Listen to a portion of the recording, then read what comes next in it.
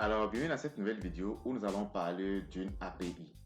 Alors, c'est quoi une API? C'est la première partie de la vidéo et ensuite, je vais vous expliquer encore plus. Et ensuite, je vais parler des API en JavaScript parce que c'est le but de ça. Parce que je vais aborder les API en JavaScript que je veux parler d'abord de ce que c'est qu'une API. Ensuite, je ferai une partie qui concerne, qui sera consacré à expliquer la différence entre une API et un service web. Voilà, alors c'est parti. C'est quoi une API? Une API, Application Programming Interface ou interface de programmation d'application, est une interface plutôt, excusez-moi, logiciel qui permet de connecter un logiciel ou un service à un autre logiciel ou un service afin d'échanger des données et des fonctionnalités. Donc voilà la définition que j'ai trouvée et je vous présente ça aussi. Mais si vous n'avez pas bien compris, on va aller maintenant au niveau de l'explication où il y a une image que je vais vous présenter pour expliquer ça plus. Voilà. Alors explication, vous voyez ici, et une API, et elle est au milieu ici, vous voyez, elle est au milieu là, et ça va servir de connexion entre ces deux là, il peut dire ça comme ça, parce que la base de données qui est ici, rassurez-vous que c'est quelqu'un qui a ça, et donc c'est quelqu'un qui a ça, peut-être une entreprise qui aura ça. Donc une API va servir de quoi? D'intermédiaire entre un client qui demande une requête pour récupérer les données et ensuite ramener maintenant les données et retourner maintenant les données plutôt. Vous voyez un peu, donc une API, ça sert d'intermédiaire entre deux services ou logiciels. Donc voilà, explication que je peux vous donner encore et j'espère que vous avez bien compris ça. Alors, pour les API en JavaScript, nous avons Windows. C'est pas Windows qu'on utilise maintenant, c'est pas le set d'explication là. Donc, et ensuite, on a Geolocation, et Story, Client Storage, Canva et il y a encore d'autres. Donc, on en verra, c'est en tout cas au moins ces 5 API là, vous les connaissez déjà, on utilise déjà depuis sans savoir. Et Canva, c'est le plus utilisé maintenant, encore plus, on va dire comme ça, plus utilisé parce que ça permet de faire des merveilles. Et il y en a d'autres encore que j'ai pas pu citer ici. Mais j'ai pas fait des recherches sur ça pour pouvoir les citer ici. On me dit tout déjà. Alors on continue. Ensuite, la différence entre une API et un service web. Pour pouvoir faire une différence, je suis passé par les définitions. Et je vous rassure directement, les définitions que j'ai trouvées, ce sont des définitions bien longues. Donc asseyez-vous correctement. Voilà, un service web, c'est quoi? C'est un logiciel qui se rend disponible. Donc, un logiciel qui se rend disponible sur Internet. Sur Internet, c'est très très important le mot là. Sur Internet et normalise sa communication via le codage XML. Le codage XML, c'est quoi? Il y a le code. Alors, XML, au fait, c'est le protocole de. On va dire. C'est le protocole de Markup Language, on va dire comme ça. C'est le Markup Language, donc c'est ça qui est maintenant appelé HTML, si vous voulez comprendre. C'est ça qui est appelé maintenant HTML. Et un client appelle maintenant un web. Donc, un client appelle un web service en envoyant une requête. Et cette requête est généralement sous la forme de quoi? C'est sous la forme d'un message XML, JSON ou HTTP. Et le service renvoie une réponse sous forme de XML, JSON ou HTTP. Donc voilà la définition que j'ai trouvée sur un service web, concernant un service web. Donc on a dit quoi?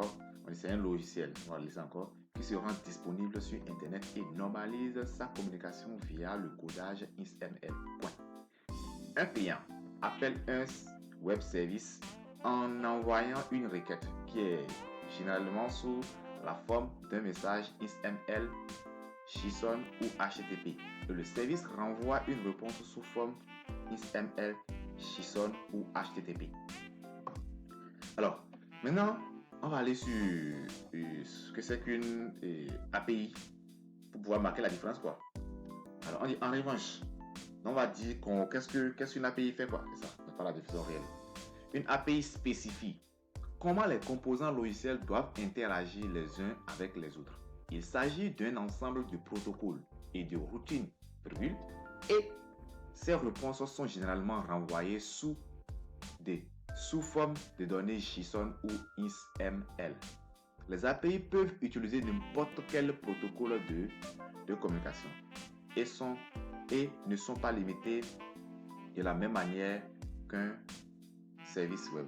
Donc, en fait, un service web a un nombre de protocoles limité. On va le voir maintenant au niveau de la conclusion.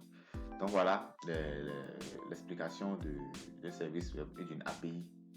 Maintenant, on va passer à la conclusion. Parce que ce que vous devez garder ici déjà, mais je ne veux pas dire ça parce que je vais laisser la conclusion. On va passer à la conclusion, c'est mieux. La conclusion, c'est quoi? C'est pour pouvoir faire la différence entre les deux. Garder au moins 4, je vais dire comme ça, 4 différences. Donc, ce qu'une API a et un service, ce qu'une API peut faire, un service ne peut pas faire, ou bien encore ce que les deux ont en commun. C'est ça la conclusion. Donc, la première conclusion, c'est quoi? C'est que tous les web services sont des API, mais tous les API ne sont pas des web services. Moi, c'est clair comme ça, on peut garder ça au moins. Ensuite, c'est quoi? C'est que les web services, il y a S là au niveau des services, risquent de ne pas effectuer toutes les opérations qu'une API effectuerait. On comprend déjà que un service n'atteint pas en temps, on va dire comme ça, une API. Troisième conclusion, un web service n'utilise que 3 styles de communication: SHOP, REST et XML RPC. Donc SHOP,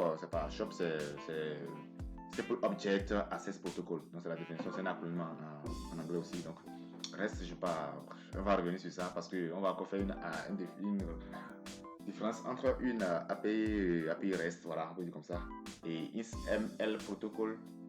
Je vais parler de la définition de XML déjà, donc c'est ce qu'on appelle encore HTML maintenant aujourd'hui.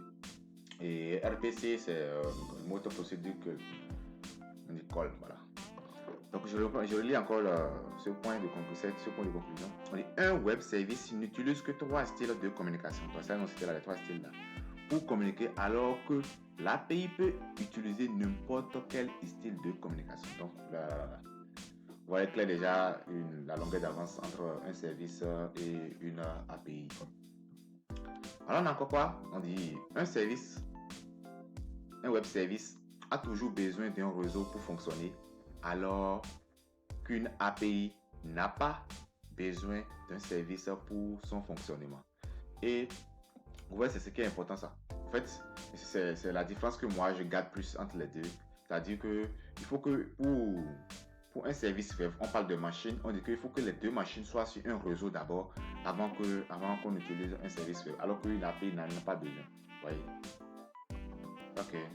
Une API facilite l'interface directe avec une application, alors que c'est la même chose pour les web services. Donc, enfin, on trouve un point commun pour eux. Donc, le point commun, ça, c'est que les deux, ils facilitent l'interface directe avec une application. Donc, voilà. Et les 4 points que je résume en conclusion pour vous parler de la différence entre une API et un service web. Donc voilà. Alors mon but pour cette vidéo, c'est pas de faire un documentaire ou quoi là, non. Mon but c'est de vous parler des API en général, parce qu'on va parler maintenant en JavaScript des API, on va les utiliser, on va faire appel aux API et on va gérer les données. Donc voilà, c'est pour ça que j'ai pris cette vidéo pour en parler en tout, pour que ça ne soit pas nouveau pour vous. Donc vous savez beaucoup de choses sur ça déjà. Alors pour cela, je vais vous dire à bientôt et je vous dis que la vidéo qui va suivre, ça serait demain directement. Ça serait demain. Donc rassurez-vous, je ne vais pas rater ça cette fois-ci, si le véritable Dieu le permet. Donc demain, vous avez la suite de la vidéo où on va parler maintenant de quoi? On va parler d'une API et réellement en codant en JavaScript. Voilà. Alors, si vous avez aimé la vidéo, n'hésitez pas de le prouver en laissant un pouce. Et si vous n'êtes pas abonné, abonnez-vous également. Partagez la vidéo pour que tout le monde soit au rendez-vous pour la prochaine vidéo aussi. À plus.